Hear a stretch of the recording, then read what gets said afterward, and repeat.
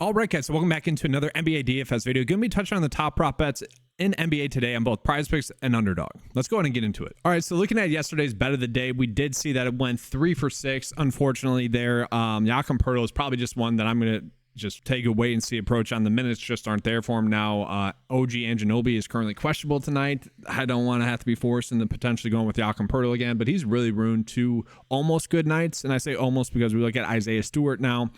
Very kind of unfortunate that he missed it by 0.1. I mean, that's pretty crazy. That typically doesn't happen in an NBA. Now, how did that happen?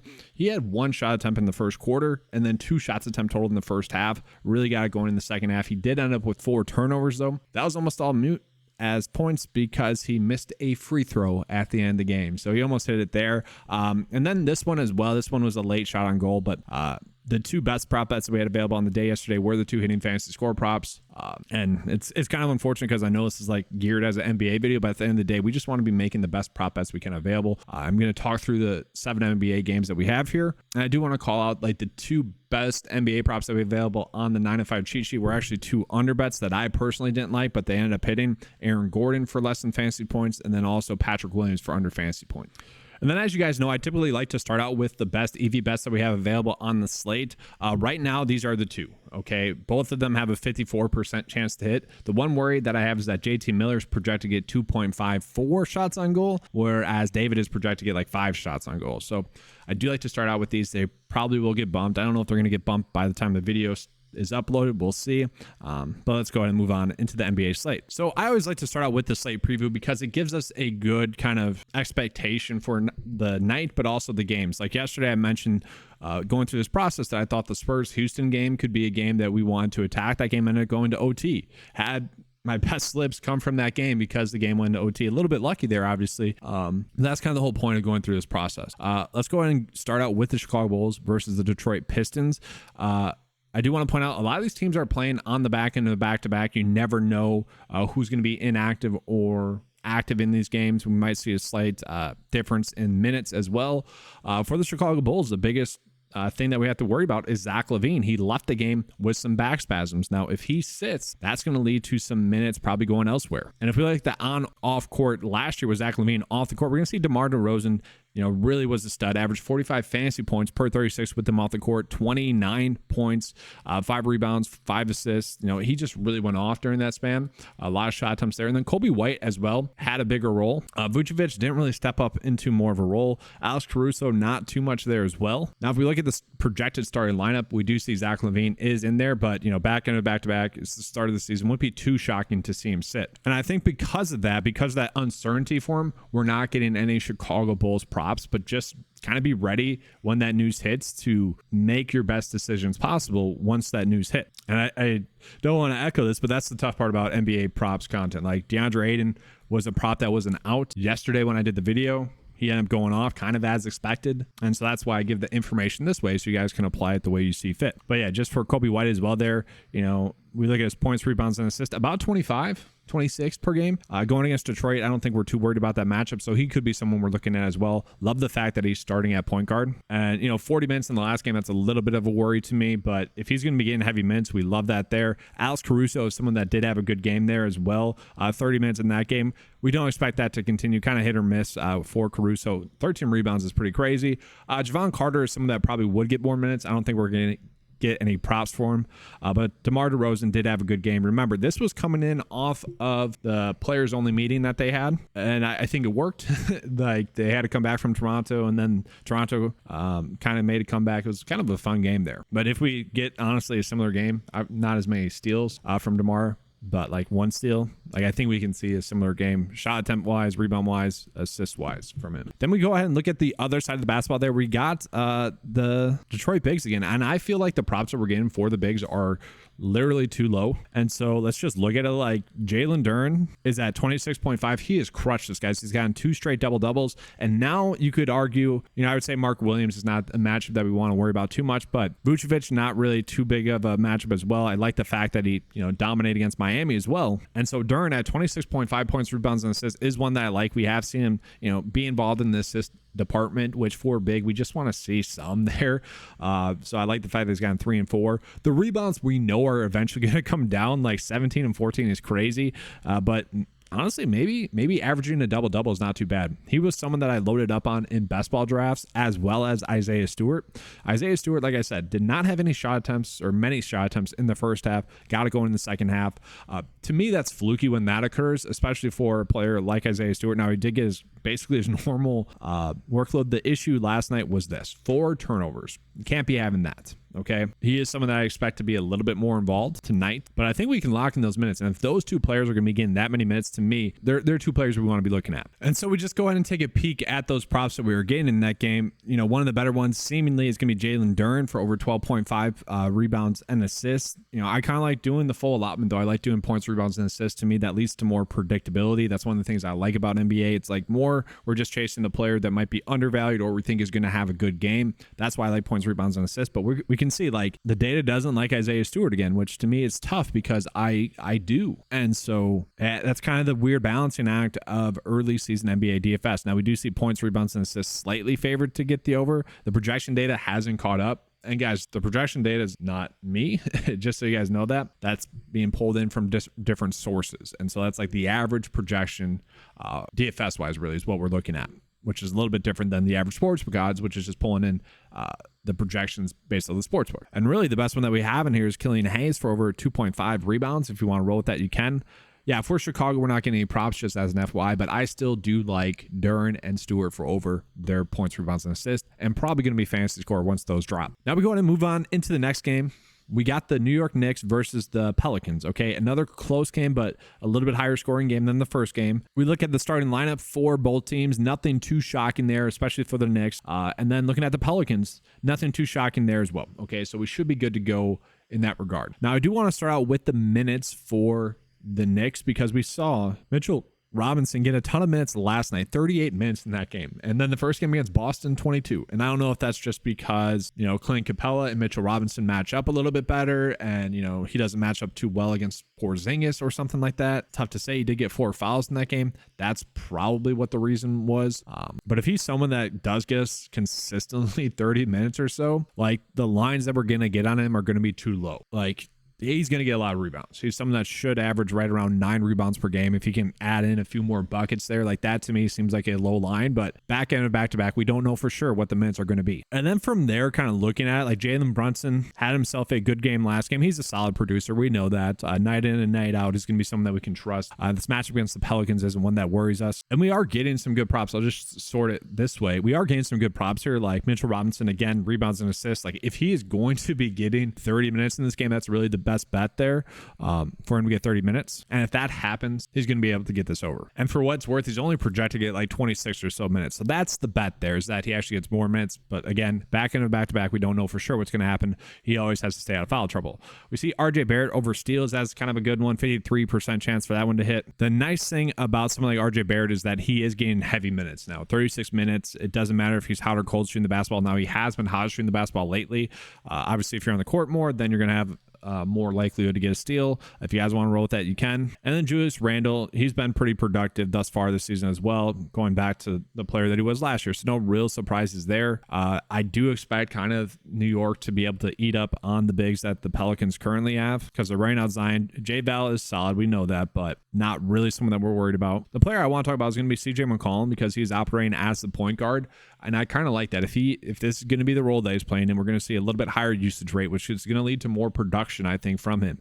This team is casually pretty solid. And so I want to see the props that we're getting for this game to see if any of them kind of agree with maybe CJ McCollum. And looking at it, like this line does seem to be maybe too low. Maybe we're forcing a little bit, but yeah, I just like the usage rate that he's going to have. Maybe that's someone we look at for fantasy score. Then the other props that we're getting, Zion for over 3.5 assists. We can see the projection data like that 4.6. And we can see last game, only 3 assists in that game, but maybe that's his baseline this season. We don't know. That feels like we're forcing it a little bit. Let's move on to the next game. We got the Memphis Grizzlies versus the Washington Wizards, a higher scoring game at 227.5, almost a 1-point spread, or a little bit higher than that, but that is seemingly going to be an appealing game there as well. Looking at the starting lineups, we do have Marcus Smart also starting at the point guard spot. He is someone that I think we'll be looking at. Xavier Tillman was someone that let us down assist wise, but overall he was very productive, points, rebounds, and assists. Fantasy score wise, he was productive there. We look at Washington, they're really just without Johnny Davis.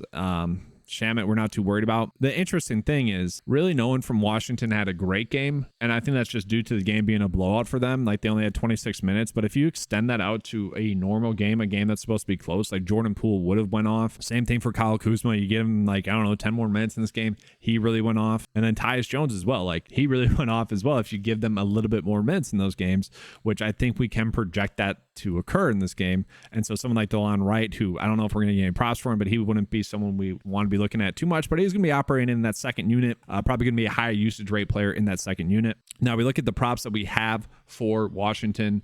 The data is kind of telling us to bet the under in these games. And I don't know if I exactly agree with that for sure. Once again, like I do think that the minutes are going to be there more. The issue that we have here to me is that these would be better over bets, I would say, on the sports books where, to me, they're kind of undervaluing their projected production. Now, I do want to call this out for Jordan Poole. FanDuel has it set at 23, which might suggest that PrizePicks might bump it down to 23. It's currently at 23.5, but to me, maybe a slight edge there on Underdog to bet the over 23 points there for Jordan Poole. Then let's take a peek at this one. We got Daniel Gafford for over 5.5 rebounds. The projection data likes it at 6. Vegas is giving him about a almost 54% chance for that one to happen. And he is someone that really isn't battling many people for minutes there. And so you would almost imagine that he should be able to get more run in that game if it stays close. And I was going to say, I bet he got into foul trouble, and that's part of the reason as to why they got blown out, and that's exactly what happened there. I don't really see that as a worry. So yeah, I kind of like the over rebounds here. 21 minutes, 5 rebounds. I'm going to write this one down because that is one I think we should be going in on. I think kind of clearly we can see that is one that I don't know if we can project him to get like 35 minutes each game, but 30, 28, and he should be able to get the over there. Now looking at Memphis, this is one I'm kind of kicking myself for. This is one where I wish I did the video a little bit later because Marcus Smart over fantasy score was one that I got on as the day progressed. It was one that was popping up on the optimizer as well, or as on the cheat sheet as well. We saw the first game, like he had a pretty good usage rate there. 6 field goals made, 11 total attempts, which I think that's going to be the norm. Like he's probably going to get around 5 to 7 3 balls per game. I don't think we can expect this production from him scoring wise each game. Like it's probably going to be closer to 13, 14 there. But you would expect a point guard to get more assists, and honestly with him, probably a few more rebounds going his way. The reason why he went off last night was the fact that he had 5 steals. We can't bank on that each game, but also the previous game against the Pelicans had 5 turnovers. That's also something I don't think we can bank on. The biggest thing here is the matchup with Washington. I don't think we're too worried about Tyus Jones' defense or Jordan Poole defense for that matter. And so I'm curious if we're getting any good props for Marcus Smart. Over points and rebounds, or points and assists, we could roll with that. I did say it does almost feel like his points are being elevated a little bit too much. To me, I would almost see it. Where is his assists and rebounds? Oh man, it's actually telling us about the under there. Interesting. So maybe when the fantasy score comes out, that's one we can look at. And for what it's worth, like this line is set at 25.5. I would imagine it gets up to like 29. If it only is at 29, I would be comfortable betting the over there. Other players in this game, Xavier Tillman is someone that I thought we could look at yesterday. And once again, like I don't think we're too worried about the minutes there for Tillman. They've been solid. 34 of the first 2 games. Again, shot attempts up, only 9 shot attempts yesterday. But 2 days ago, 16 shot attempts. The rebounds are there. So yeah, I don't mind the idea of points, rebounds, and assists for his over going against Washington. That's not a matchup that we're worried about. And it almost feels like we have a little bit of a game stacking opportunity here. Now, Jaren Jackson Jr. struggled in the opening night, had a much better game last night, did get into foul trouble again. The thing with Jaren Jackson Jr. is we do have to worry about the foul trouble with him. But again, is Kyle Kuzma going to get him into foul trouble? Is Daniel Gafford going to get him into foul trouble? I don't think so. And the data somewhat agrees with betting the over here. So that's another one that kind of feels sneaky good. If like I feel like we can run out a little bit of a game stack, go with Gafford, and then honestly, Jaren Jackson, Marcus Smart fantasy points, and then also Jaren Jackson and Tillman points, rebounds, and assists. I don't mind that. I think that's decent. And so now we move on into the next game. We got the Pacers versus the Cavaliers. Okay, another kind of appealing game in terms of attacking, close game. Now for Cleveland, we do need to get news on Darius Garland. He did sit out yesterday. It was the front end of a back-to-back, so you kind of expect him to play tonight. If he doesn't play, though, then Donovan Mitchell is going to see a big usage rate bump. Then we also need to get news on Jared Allen. He is not expected to play, so Evan Mobley is still going to be kind of a solid producer. Last year, we look at that per 36 production with just Jared Allen off the court. Evan Mobley didn't really see too big of a spike, and we can see here bump about 2.7% with Jared Allen off the court, but 8 more fantasy points. And I think that's just getting a couple more rebounds there, 1 rebound, a little bit more likelihood to get a block or a steal. So that's where those points came from. Then if we add in Darius Garland there just to see, just so we can be prepared. Chetty's not there anymore. But yeah, it was Donovan Mitchell just going off. High usage rate there. Average about 5 more fantasy points, 2.5 more points, 1 more assist. And so the only person that we're getting props right now because of that is Evan Mobley. And so we see his prop line set at 28.5. We're slightly seeing the over-favorited there, but all these seem to be kind of correct. Now, Mobley did have himself a good bounce-back game against OKC. I would say his line's correct. Maybe fantasy score, because that's a low number. Maybe if it's set at like 34, I feel like that's going to be a line. I would probably still want to bet the over there. We'll see what the data says. Now, for Indy, we're not going to get any lines just yet as well because we are waiting on news for Tyrese Haliburton. If he is going to be out, which is currently questionable, I thought it was him and someone else on the team were experiencing some sort of sickness, but it might just be him. But if he sits, then I think we're looking at Andrew Nembhard getting a little bit more work in this game. He went off in the first game. TJ McConnell would probably see some more minutes. They are point per minute producers, so if one of them is starting, TJ McConnell or Nembhard, I'd be fine betting whatever their over is probably. Benedict Mathurin is someone that, I do expect to be more involved though as well. And let's just show you guys kind of what the usage was last year in that situation. And so last year, guys, yeah, it tells us exactly what we need to know. Nembhard, McConnell, Mathurin, those were the players that saw the biggest bump in usage, and those would probably be the players that we'd be attacking. I don't know if we're going to actually get those props, but we'd probably want to be using them. And it was someone like Buddy Hield just being a more consistent day-to-day producer with Haliburton off the court. I don't know if we really want to bank on him, but we're not going to get props for that game or that team just yet. So let's go ahead and move on into the next game. We got the Sixers versus the Raptors. Another kind of low-scoring game. Sixers are favored to win by 3.7. We did get news, though, however, that James Harden is still out. And so Maxey was someone that we went in on the opening night or for their first game. Harris was someone that we went on over points, rebounds, and assists for the opening game. And so I'm curious as to where their lines are at. So Harris had 2.5 assists. That's okay. Tyrese Maxey this honestly seems a little bit too low. 33.5 for his points, rebounds, and assists. I want to see Harris's. All right, we are seeing the under being slightly favored there. So this is better bet on underdog is what I would like there at 23. Let's just show you guys the per 36 production again with Harden off the court because we're going to see the picture. It's going to be much more appealing. So guys, last year with Harden off the court, we look at the per 36 production for Maxey, averaged 26.4 points, 3.7 rebounds, already at 30 there. And then you add on about 6 assists. And that to me is where that line could be a little bit too low. Now, the usage rate's high. We love that. The worry is that this game is not the most appealing in terms of like high scoring. And then we do see Tobias Harris average about 20 points, 7 rebounds, and 4 assists. So also someone that, given his current line, we would see that we'd actually like the over there. In terms of Joel Embiid, yeah, he was really dominant with Harden off the court as well. And to me, it's kind of these four, like Melton is someone I think we could go in on as well. Let's just look over the production from those players in the first game. Now, Embiid did go against Milwaukee, did go against Giannis and Lopez, and he had himself a pretty solid game. A lot of turnovers there, though, kind of sloppy as well. Him and Giannis were just kind of banging into each other. At one point, Embiid tackled Giannis. It was kind of weird. It's literally like the tush push in terms of watchability when those two are in the paint together.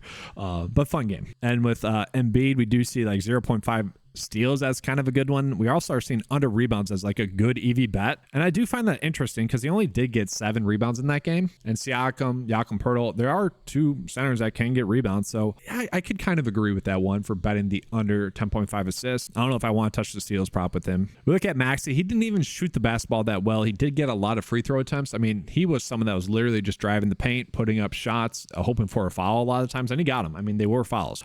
You do expect him to shoot a little bit better. And then Harris, the only worry that I had with him is he was extremely efficient shooting the basketball. 3 for 3 from 3. That is not going to happen again. And so that's my biggest worry. At the same time, the line does seem to be a little bit too low still. And then Melton, this is a player that I like to target. He only had 10 points, went 3 for 10, 3 for 6, or 2 for 6 from 3-point. Had a poor night shooting. Give him a couple more baskets there. Wherever his like points, rebounds, and assist prop line comes out to, I'd probably want to bet the over there, but we are seeing for points and rebounds pretty decent. I actually don't mind the points prop there. I know the data was basically saying that the line is correct though. All right, guys, so we got 2 more games here. Let's talk about Miami versus Minnesota. Minnesota 5 point favorites in this game against Miami. Miami's coming in off of a back-to-back though, so probably part of the reason as to why Minnesota's getting the edge there. Low scoring game there as well. We have some pretty low scoring games. Let's go ahead and break it down. So for Minnesota, we actually saw Rudy Gobert really go off and have a solid game one, and also Towns did. I don't know, that was something that didn't really occur that much last year. Maybe that was a Toronto thing. I don't know. Toronto didn't want to run out Jakob Poeltl, and maybe they just don't like his defense, but Gobert had a good game. Towns had a good game. But we saw, or we're going to see, that the best prop is actually looking for Anthony Edwards for over his assists, and he only had 1 assist last game. Now, yes, that does seem to be out of the norm, and so his assist line is set at 3.5, about a 53.6% chance for that one to hit. That's gonna be up to you guys. Like, they don't really have that many great shooters around them. It's more or less Towns and Gobert getting some short buckets, but we do see Gobert at 12.5 points to be kind of a good one, projected at 14.6, a decent one there. But last year Miami was a team that we wanted to stay away from for bigs, and so I don't know if I want to trust that with Gobert. He did have a pretty efficient night shooting the basketball. We flip it over to Miami. I wouldn't be surprised if we do see maybe Kyle Lowry sit or have his minutes limited, played in 32 minutes in that game. It is the back end of a back-to-back. Same thing with Kevin Love.